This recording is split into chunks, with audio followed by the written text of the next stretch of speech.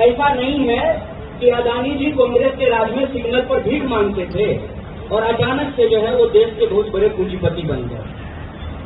मैंने कहा कि ये पूरी लड़ाई एक व्यक्ति को बचाने या एक व्यक्ति को फंसाने की नहीं है। अगर आपको लगता है कि कांग्रेस के राज में भी इस अदानी जी को कोई विशेष लाभ दिया गया है तो उसका भी जांच करा लीजिए। अगर आपको लगता है कि राजस्थान में, छत्तीसगढ़ में आप बार बार फोटो दिखाते हैं और आप बताते हैं कि यूपीए के जमाने में भी दिया गया, साहब मूर्ख मत बनाइए। सबको पता है कि उनका जो विकास दर है ना माननीय अदानी जी का, वो पहले सीधा चल रहा था एक रेखा में। अचानक से जैसे इस देश में महंगाई में उछाल आई है ना, वैसे ही उनकी संपत्ति में उछाल आई है। ये संयोग है कि प्रयोग है, इसकी जांच आप करा लीजिए। हम बस सवाल पूछें।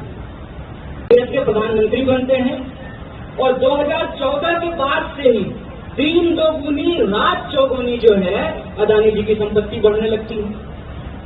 बार बार एक सवाल विपक्ष पूछ रहा है कि आप ज्वाइंट पार्लियामेंट्री कमेटी बना करके, जिसमें सत्ता पक्ष के लोग भी रहते हैं, सभी दल के लोग रहते हैं, सभी मामलों की जांच करा लीजिए। कांग्रेस के राज की भी जांच करा लीजिए और भाजपा के राज की भी जांच करा लीजिए। यही तो सवाल है ना, इसी पे तो प्रश्न खड़ा कर रहे हैं महाराज। बताइए, मैं प्रधानमंत्री को बहुत गौर से सुनता हूँ और मेरे जैसे लाखों करोड़ों नौजवान बड़ी उम्मीद से प्रधानमंत्री को सुनते थे।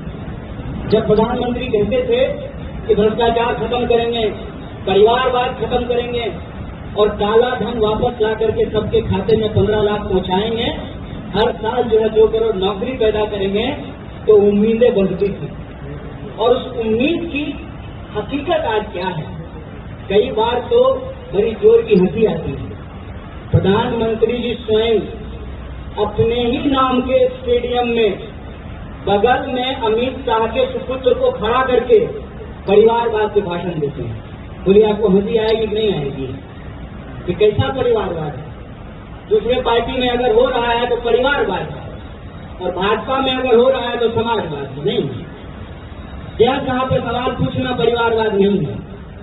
इनका एक मंत्री है अनुराग ठाकुर, अक्सर जो है वो गाली देने के चलते चर्चा में रहते हैं। उनको मंच पर बिठा करके प्रधानमंत्री परिवारवाद पे भाषण देते हैं। अभी कर्नाटक जा करके परिवारवाद पे बोल रहे थे। आपको मालूम है कर्नाटक के जो चीफ मिनिस्टर हैं उनके पिताजी भी चीफ मिनिस्टर हैं। ये परिवारवाद नहीं है।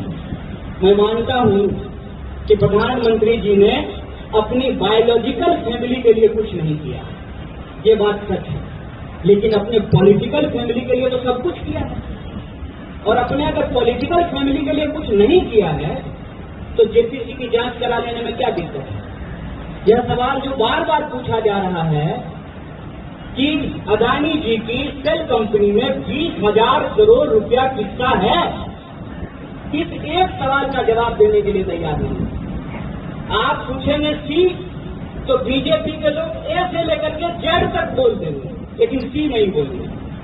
सब बात बोल रहे हैं कि कांग्रेस के जमाने में भ्रष्टाचार हुआ, कांग्रेस के जमाने में भी अदानी को ठेका मिला, कांग्रेस के शासन में भी अदानी को ठेका मिल रहा है। लेकिन जो एक सवाल बार बार पूछा जा रहा है कि जेपीसी की जांच करा लीजिए।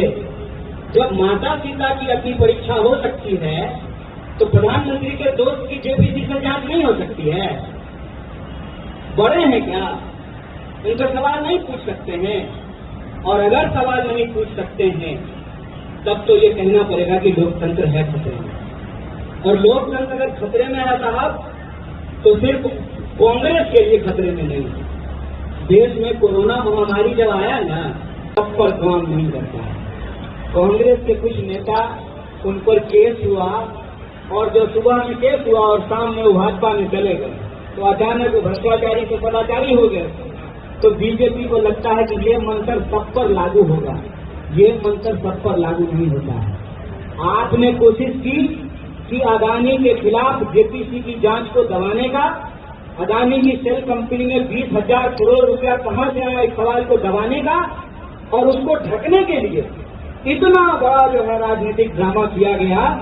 देखिए, जितना दबाने का प्रयास किया गया उतना यह सवाल आज उभर करके सामने आ गया है और सब लोग अब घर में बैठ करके इसकी चर्चा कर रहे हैं कि देखो दोस्ती तो बड़ा गहरा है, दोस्ती इतना गहरा है कि पत्रकार अगर नहीं दिखता है ना तो दोस्त के लिए साहब चैनलें खरीद लेते हैं। सबको पता है ये, कौन नहीं जानता है। आपसे हमारे सामने दो विकल्प हैं। एक विकल्प है कि बदले की इस राजनीति में आप मजा लें, और दूसरा विकल्प ये है कि आज आप जिसको मजा समझ रहे हैं ना वो देश के लिए सजा है। तो आप बदलाव की भावना जो है उस बदलाव की भावना के साथ कदम मिलाइए। इसीलिए मैंने कहा कि एक आम नागरिक के हैसियत से इस देश के सभी देशवासियों से अपील है, क्योंकि यह मामला कांग्रेस का नहीं देश का है, और जब मामला देश का होना तो लोगों को अपने ईमान के साथ खड़ा होना चाहिए, बेईमान के साथ नहीं खड़ा होना चाहिए। बहुत बहुत धन्यवाद, बहुत शुक्रिया। आपके जो प्रश्न हैं